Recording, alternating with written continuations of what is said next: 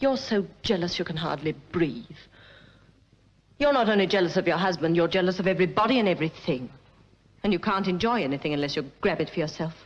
And you can't bear to see anybody else enjoying themselves. I saw you down there, hating it all, jealous of it, trying to spoil your husband's pleasure. Shut up! Turning everything sour. Shut up!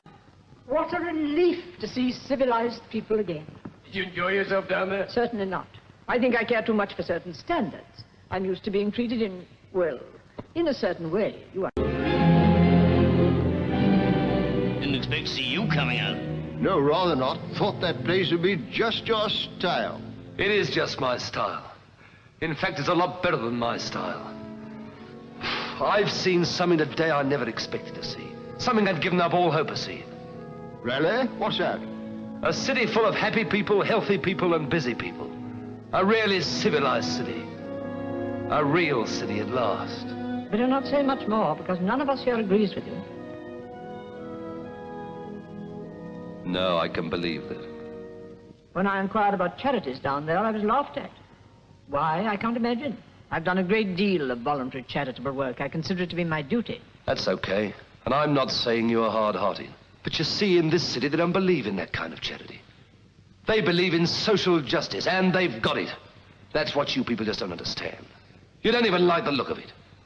So long as you're sitting pretty yourselves, you don't mind being surrounded by people or wondering where the next meal's coming from, when the next job will turn up, how the kids are going to live, how you're going to keep up your strength to see them through. What you say to yourselves all the time is, damn you, Jack, I'm all right. Now, wait a minute, I'm an individualist. You're a little pirate, and you know it. I know why Cudworth doesn't like this city. They wouldn't have him there anyway. But why don't you like it? Eh? What's wrong with it from your point of view? Fact is, I can't stand people. Always enjoyed myself best where there haven't been people. Even when I come to town, I sit quietly in the club. Sensible, old-fashioned club, you know. Nobody talks. You still get a decent glass of wine. But no people. Can't stand people.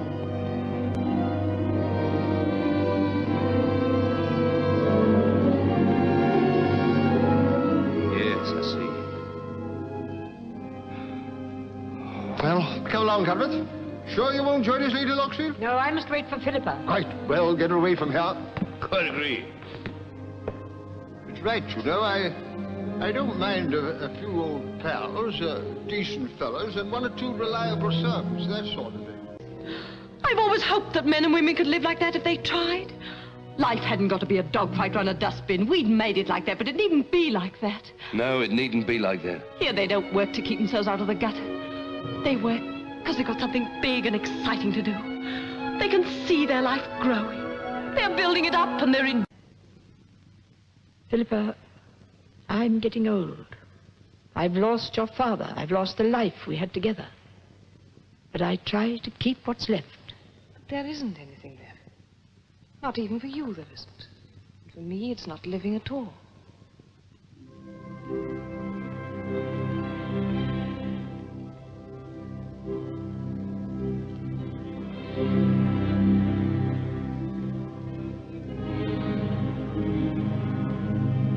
Look, Mother, that lovely city. Now that I've seen it, been among those people down there, I just couldn't go back. Oh, Mother, can't you understand? All I understand, Philippa, is that you're my only child. That I've nothing left now but you. And that you must have some sense of duty towards me. That's just it. I have a sense of duty. I want you to come with me into the city. For your own sake as well as mine. I know you'd be happy there. I know I shouldn't. Oh, Mother, I don't want to leave you. I hate to think of you going back there alone. I'm glad of it. And remember, darling, I'm your mother. I brought you into the world. I've loved you. I've looked after you. Mother. Look.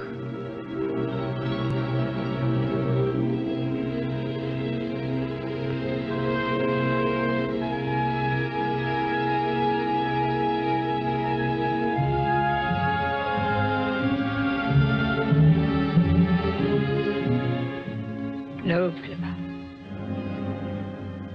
I'm too old to change. There it is.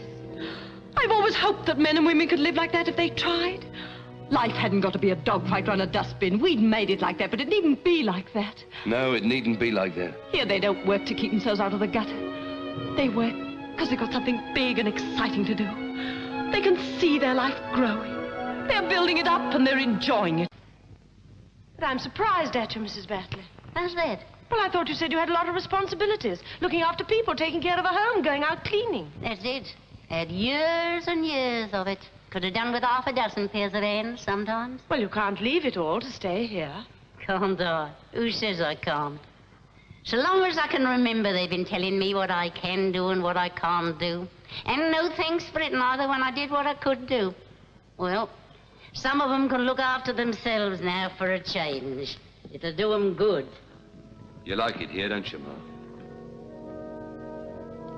When I first saw all them children coming out of them fine houses, and all them mothers looking so nice and smiling, and everything so clean and pretty, I could have cried. I fancy I dreamt about it once when I was a girl, and all them bright streets, and the gardens, and the children's faces. I remember being quite upset at the time, thinking it was nothing but a dream. Just tormenting myself, as you might say. But it ain't. It's real. It's here.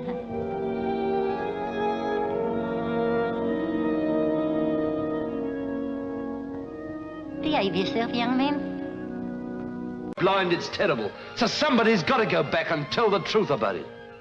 Yes, and that's got to be the bloke that I go and fall for and tack myself onto. Just have to be, wouldn't it? Yes, it must be. That's just what it must be. You wouldn't want a chap who could keep this to himself. I see. I've got to tell him. I've got to go on telling him day and night, wherever I am. Whatever we are. Wherever we are, I've got to tell him. We've got to tell him, Joe.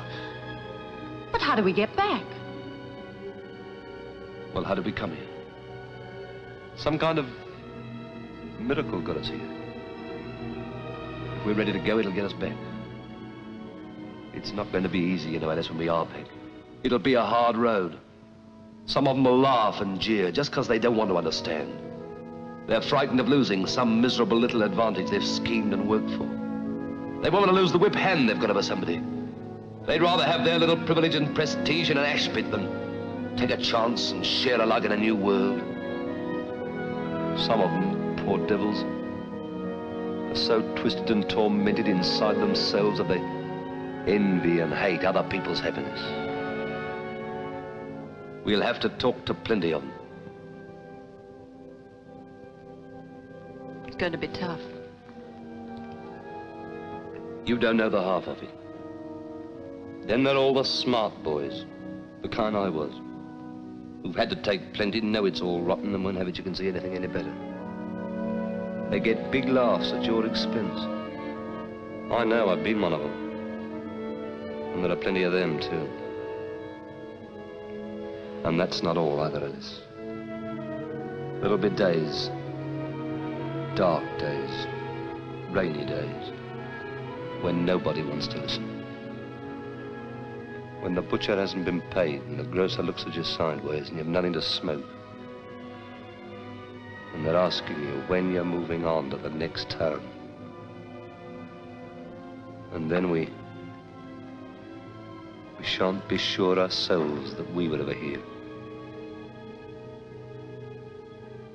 Joe, the light's come. We must have one last look.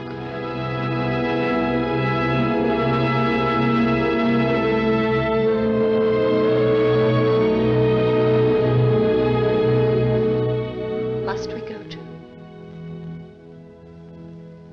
Can't we stay? You could. I must go. You're not going without me. Then you can't stay. I don't want to go back, Joe. Take it easy, kid. It'll seem so much worse when we get back. No, it won't.